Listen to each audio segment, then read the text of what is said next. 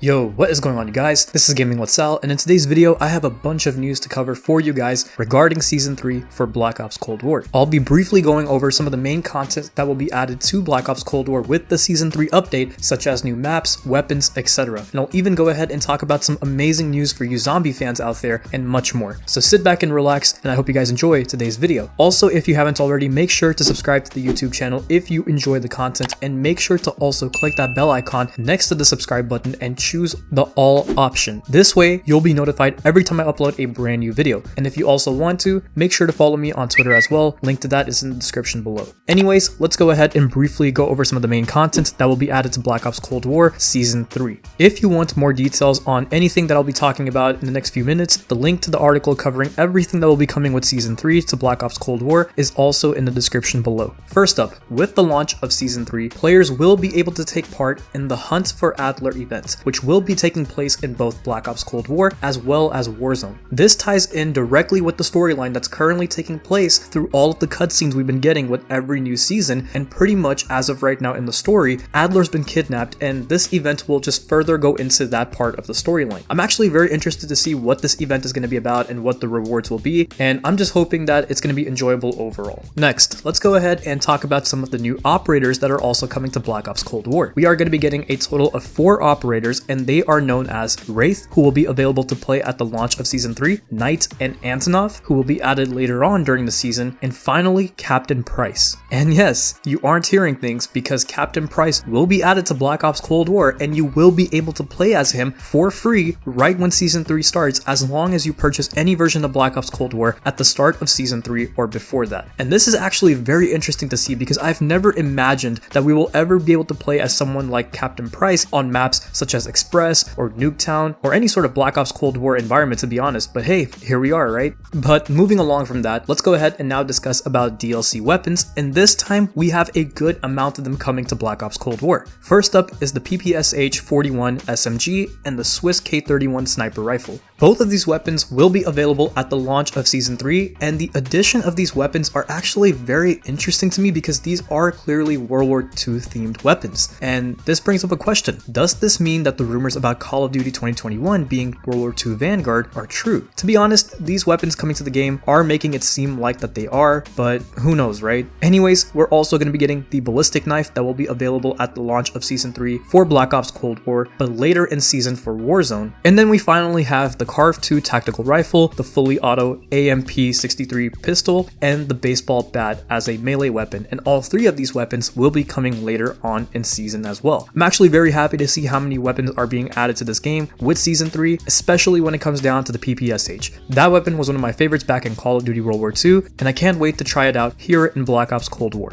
Now let's go ahead and switch gears and talk about maps. Now this is where I was kind of worried, because back in Season 2 we barely got any 6v6 maps for the multiplayer. However, that's not entirely the case with Season 3, because we will be getting 3 6v6 maps as well as 1 new multi-team / fire team map. Now 3 maps still doesn't sound like it's a lot, but it could very well be that another unannounced map could be added during Season 3 Reloaded, just like how Express was with Season 1, because we really didn't know that map was coming until Season 1 Reloaded was announced, but nonetheless, it's already better than what we got with Season 2. So some of the maps that will be coming with Season 3 are Yamantau, which does kind of look like if Summit and Array from Black Ops 1 had a baby, which I'm perfectly okay with this, since it does look like it will be a medium-sized map, and this map will be released at the launch of Season 3. Another map that we're getting at launch is called Diesel, which will be a 6v6 map as well as a 3v3 map and a 2v2 map. And this map reminds me a lot of Nuketown in terms of how big it is, which is kind of good because I do enjoy smaller sized maps. And finally, we are also going to be seeing the return of Standoff from Black Ops 2, which will be coming out later in season, and thank goodness for this, because Standoff was one of the better maps back in Black Ops 2, and I'm really glad that we'll be getting to experience it here again in Black Ops Cold War. And of course, as far as fireteam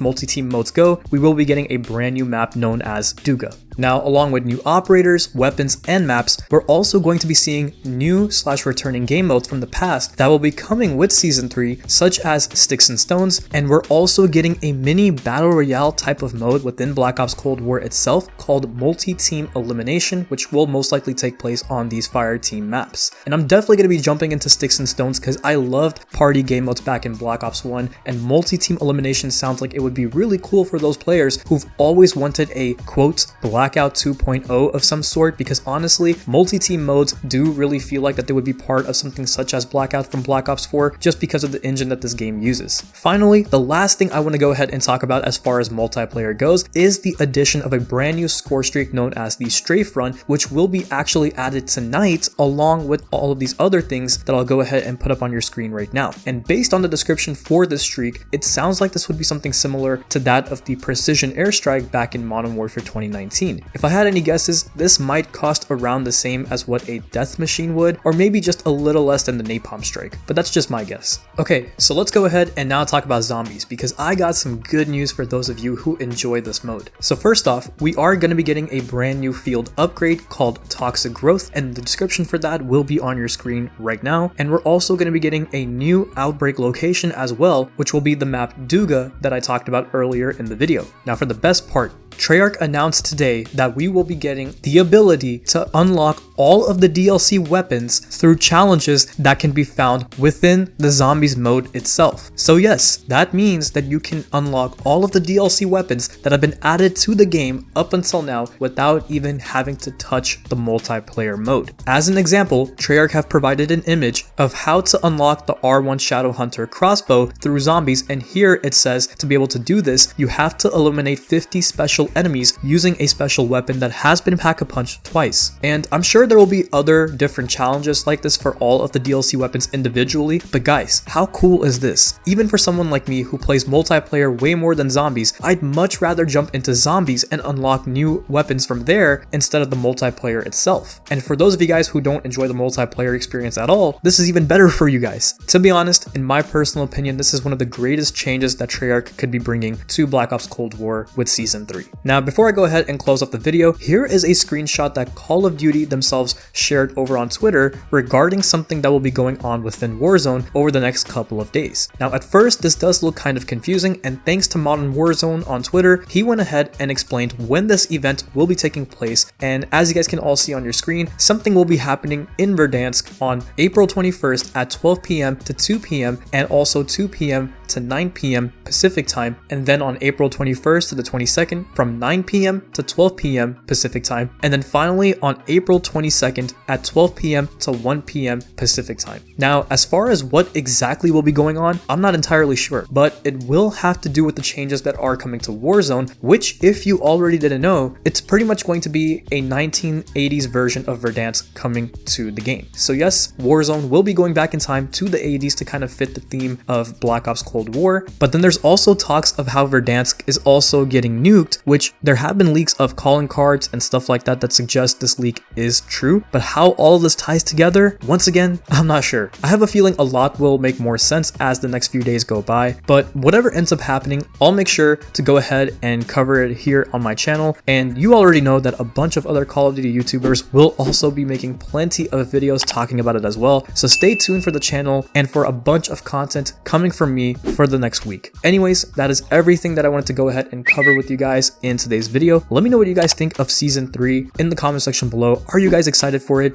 Do you think that this is already an improvement over Season 2? Personally, I think so, but we'll just have to see how enjoyable everything really is once it all comes out. And yeah, with that said, if you guys enjoyed today's video, please go ahead and leave a like, comment, subscribe, click the bell icon so you'll never miss an upload, and make sure to follow me on my Twitter account if you want to go ahead and do that. Link for that is in the description below. And I'll go ahead and talk to you guys very soon. Take care of yourselves, and bye.